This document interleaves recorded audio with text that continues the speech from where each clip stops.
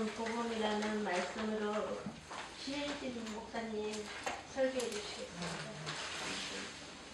성경에는 마태복음, 마가복음, 누가복음, 요한복음이 있습니다.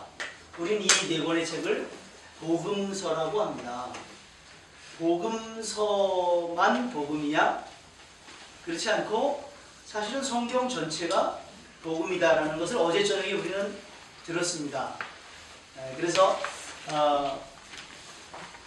마태, 마가, 누가, 요한 복음은 예수 그리스도께서 하신 사역을 네 분의 사도들이 기록해 놓은 말씀이라면, 지금 로마서는 바울 사도가 전한 복음이다, 이렇게 말씀을 드릴 수 있을 것 같습니다. 저는 오늘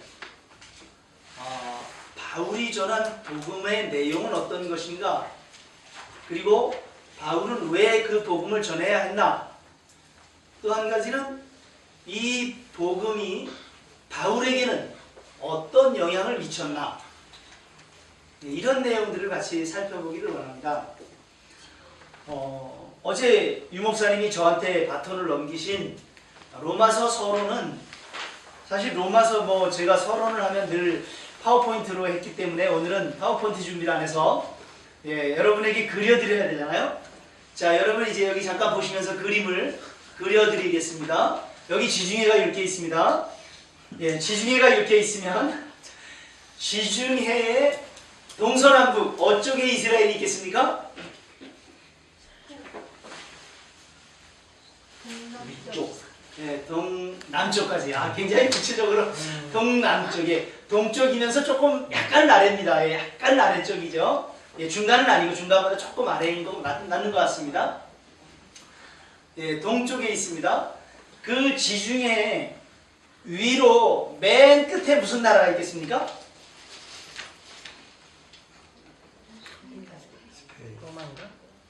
세계 지도를 이렇게 스페인, 포르투갈, 스페인, 그렇죠. 제일 끝에 그 서쪽 끝으로 가면 그렇게 있습니다. 그 바울 사도가 로마서 1장을 잠깐 덮지 마시고요. 15장만 잠깐 볼까요? 15장.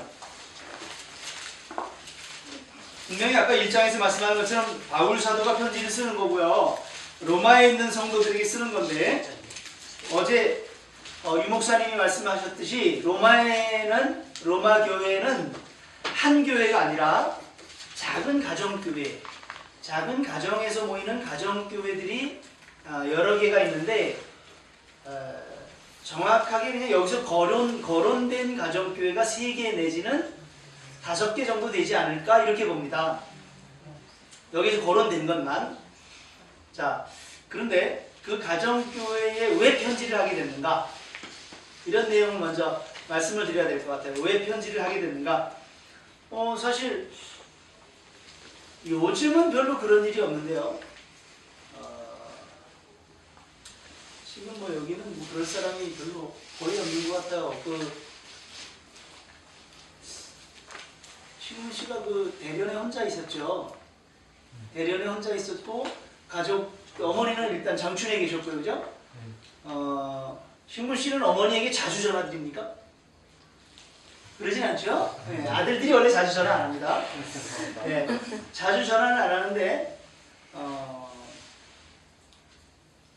돈을 많이 벌 때 말고, 돈을 별로 못 벌고 학생 시절이었을 때 혹시 어머니께 전화한다면 무슨 이유로 전화할까요? 빨리 얘기했잖아요. 솔직히 얘기해, 솔직히. 돈 달라고요? 돈 필요할 때 전화합니다. 돈 필요할 때 나가 있는 사람들이.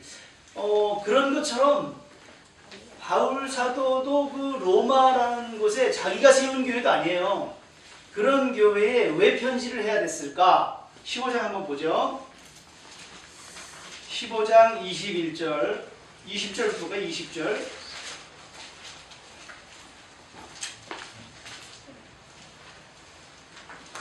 또 내가 그리스도의 이름을 부르는 곳에는 복음을 전하지 않기로 힘썼노니 이는 남의 터 위에 건축하지 아니하려 함이라. 기록된다.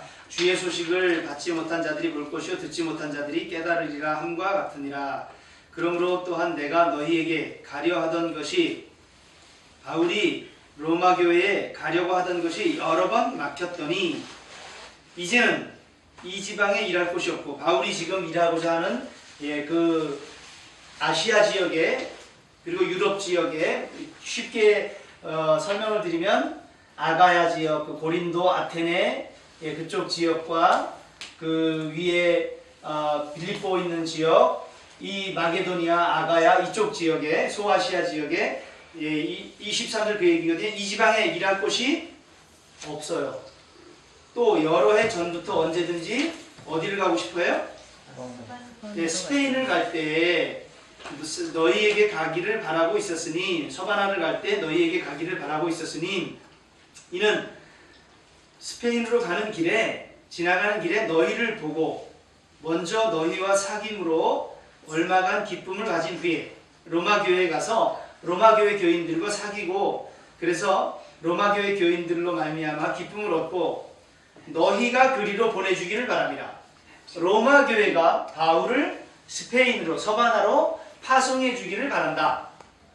선교사로 이제 바울 사도를 제일 처음에 어디에서 바울 사도를 1차, 2차 선교 여행에 파송을 했나요? 처음에 안디옥, 시리아 안디옥 교회, 수리아 안디옥 교회, 시리아 안디옥 교회에서 파송을 했습니다. 그 1차 전도여행 파송을 받고 갈 때 안디옥 교회가 파송한 것처럼 서바나로 향한 파송, 선교는 로마 교회가 파송해주면 고맙겠다. 이런 마음을 가지고 바울 사도가 지금 편지를 하고 있는 겁니다. 25절 그러나 이제는 내가 성도를 섬기는 일로 예루살렘에 가노니 그런데 지금 바울 사도는 예루살렘으로 가고 있습니다. 26절 그 이유는 마게도니아 아가야 사람들이 예루살렘 성도 중 가난한 자들을 위하여 기쁘게 얼마를 연보하였습니다. 마케도니아와 아가야는 유럽 지역이잖아요. 지금 그리스 지역이 그리스 있는 그쪽 지역에 그런데 그쪽에 있는 사람들이 예루살렘 성도 중에 가난한 자들을 위하여 기쁘게 얼마를 헌금했다. 그래서 27절 저희가 기뻐서 하였거니와 또한 저희는 그들에게 빚진 자니 만일 이방인들이 그들의 영적인 것을 나눠 가졌으면 육적인 것으로 그들을 섬기는 것이 마땅하니라. 그러므로 내가 이 일을 마치고 이 열매를 그들에게 확증한 후에 너희에게 들렀다가 서바나로 가리라. 그래서 바울 사도는 마게도니아와 아가야에서 헌금한 것을 예루살렘의 어려운 사람들 위해서 헌금한 것을 가지고 가서 예루살렘 교회를 돕고 그 이후에 서바나로 갈 때 로마 교회를 들러서 로마 교회의 파송을 받아서 서바나로 가고 싶다. 그렇게 말씀을 하죠. 바울 사도가 이런 목적을 가지고 지금 로마 교회에 편지를 하고 있고요. 또 하나는 이런 게 있어요. 로마 교회를 누가 세웠다고요? 로마 교회를 누가 세웠다고요? 하나님이 세우셨어요. 사실 정확히 모릅니다.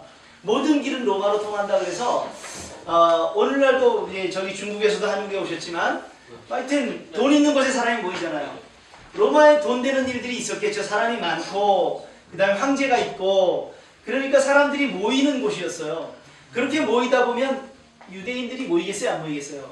가까이에 있고 유대인도 지금 유대도 이스라엘도 로마의 통치 아래에 있거든요. 그러니까 로마 사람들도 그리 모인단 말이죠. 죄송합니다. 이스라엘 사람들도 로마로 모인단 말이죠. 사람들이 로마로 모이고 있는 때에 그때에 이 로마 안에 있는 유대인들은 10명만 되면 회당을 차리고 이렇게 모여서 예배를 드린단 말이죠. 자기들끼리. 근데 이게 기독교 예배는 아니에요. 유대인들의 회당에서의 의식을 가지고 있단 말이죠.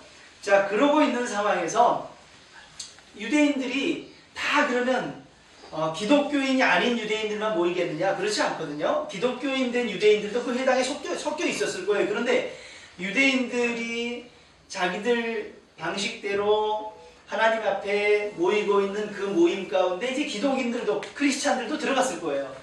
이제 그렇게 그냥 섞여서 지내고 있는 동안에 어떤 사람들이 거기에 들어오는가 하면 사도행전 2장에 보면 베드로가 설교를 하는데 베드로가 설교를 분명히 베드로는 한 단어, 한 언어로 설교를 하는데 16곳에서 온 사람들이 뭐라고 표현하는가 하면 다 우리 지방 말로 듣고 있는 건 어쩐 일이냐 이렇게 물어보잖아요.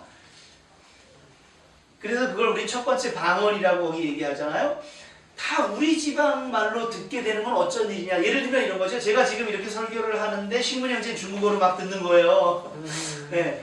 이런 일이 그 당시에 베드로가 설교하고 있을 때 그런 일이 일어났어요.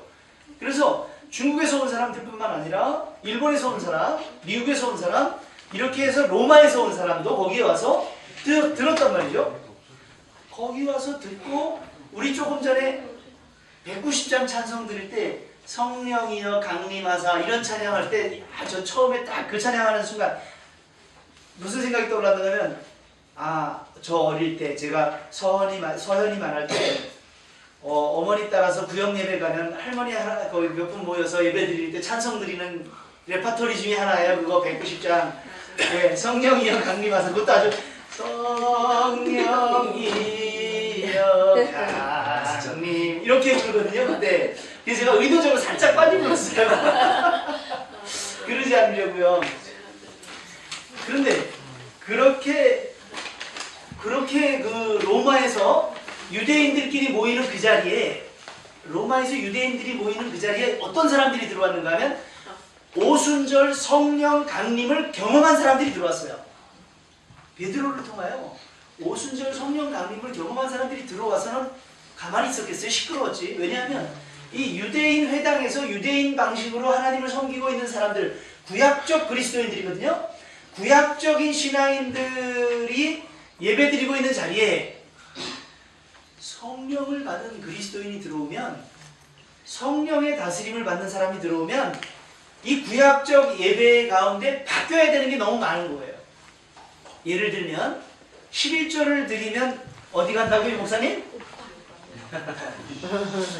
이런 사람이 들어오면 이 교회는 이단성의 시비에 피말리는 거예요. 아니 제 친구가 아직도 안 나오셨어? 기도하면 저 사슴벌레가 죽고 기도하면 사슴벌레가 날아가고 그런 일들을 책으로 냈어요. 기도해서 병이 낫고 자기가 기도해가지고 무슨 문제가 이렇게 생기면 자기 엎드리면 문제가 해결되고 이걸 책으로 내니까 이 친구 굉장히 보수적이고 정말 저희 안에 정말 좀 꼴통이다 이렇게 얘기할 만큼 보수거든요. 그런데 어떤 교단에서 이번 총회에 이단 조사위원회가 만들어졌어요. 그 책 한 권으로 인해서. 그럴 만큼 성령을 받은 사람이 들어가면 안 믿는 사람 가운데나 또는 잘못 믿고 있는 사람들 가운데 문제가 일어나게 돼 있는 겁니다. 안 일어나면 이상한 거예요. 여러분 지금 여러분이 하고 있는 예배 일반 교회와 크게 다르지 않아요. 그런데 이 크게 다르지 않은 요 순서 안에 사실은 엄청나게 다른 것들이 들어있어요. 그래서 우리는 그냥 쉽게 이 예배를 드리잖아요. 그런데 이 예배 안에 축복을 손을 잡고 다 같이 해요. 이거 이단성 시비에 걸릴 문제가 있는 겁니다. 네. 그리고 목사님들이 뭐 여기서 교우라고 불리고 막 이러는 일들 이거 아무 데서나 이렇게 하지 않아요. 이거 이상한 거예요. 이상한 공동체예요. 이 공동체. 여러분 지금 성경에서 깨달은 대로 해보려고 하는 거지만 사실은 우리도 제가 제도권 안에 있었고요. 제가 모태신앙이기 때문에 잘 못하는 게 많아요. 모태신앙은 못한다 그래서 모태신앙이에요. 경호한테 꼭 전해주세요. 아니 경호가 꼭 이 집 여기 아드님이 자기 모태신앙이라고 그래서 집에 찾아오는 이단들을 말로 다 이긴대요. 네.